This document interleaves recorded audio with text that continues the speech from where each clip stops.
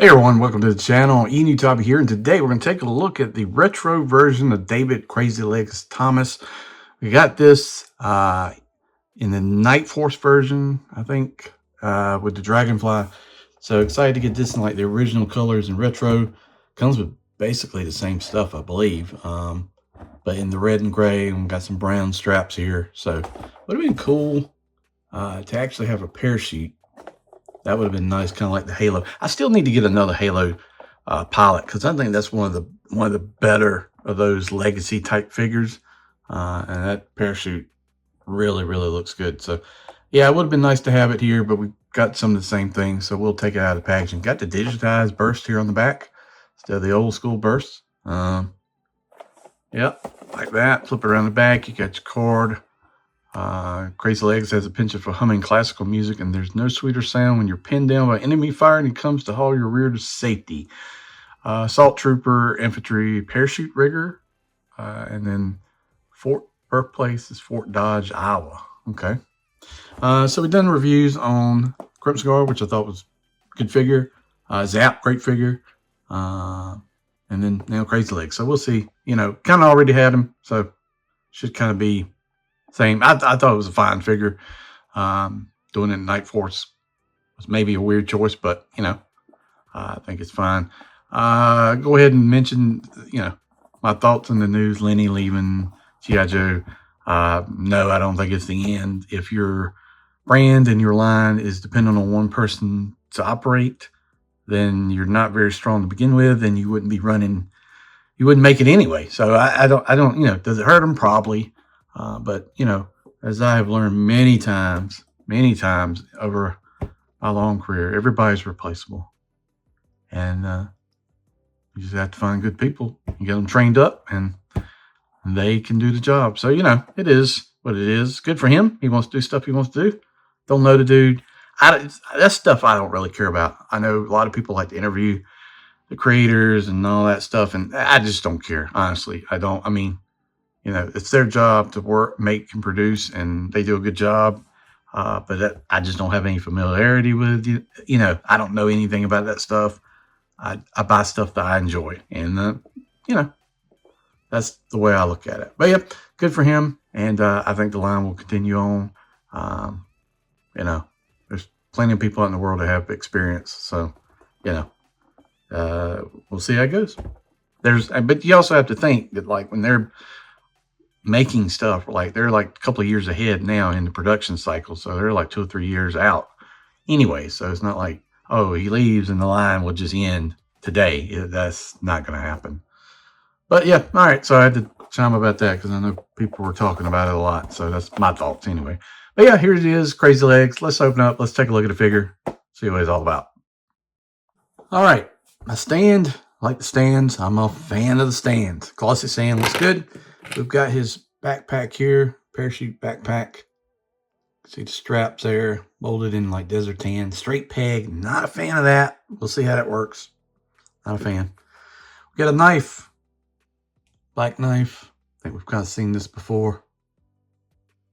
We've got a pistol. I think we've seen this pistol a lot. Maybe not. I don't know. It's got a different kind of mold than the one I'm thinking of, but looks good.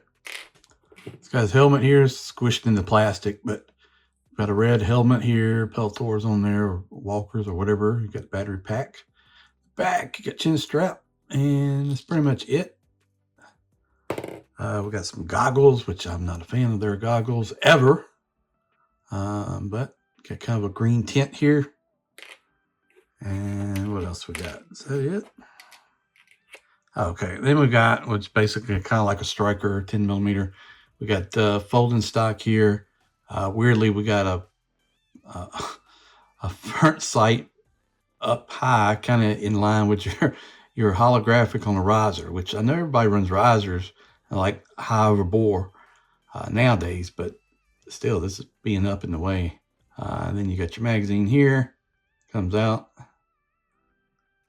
But yeah, I like the folding stock. I think this is the only one they've ever done like this, but I hope they do more, especially when they do AKs. Like, because I have a paratrooper version that like folds, And I think that would be cool for him to do like that. But yeah, this is pretty cool. You can fold it up, use it as a pistol if you want to have a little bit more compact, carrying like that. And you got your figure here. So he got bit by a bug or something because he's screaming. What's going on here? Molded in grenades. We got your upside down knife patch, a la MacV-Sog. There's a history behind that. Like, if you ever listen to those guys talk, like, they put the knives in upside down because it's easier to pull out. You need to read up. If you're listening to this, read up on MacV-Sog from Vietnam. Those guys carried like 30 grenades, all kinds of stuff. It's wild. But the rig in tan, it's kind of weird versus the gray and red. Kind of almost would like for it to be black. But we got tan kind of gloves here. Yeah, it doesn't look bad. I think you kind of got to go with the helmet. I don't know. Let's see what we got to do with the helmet.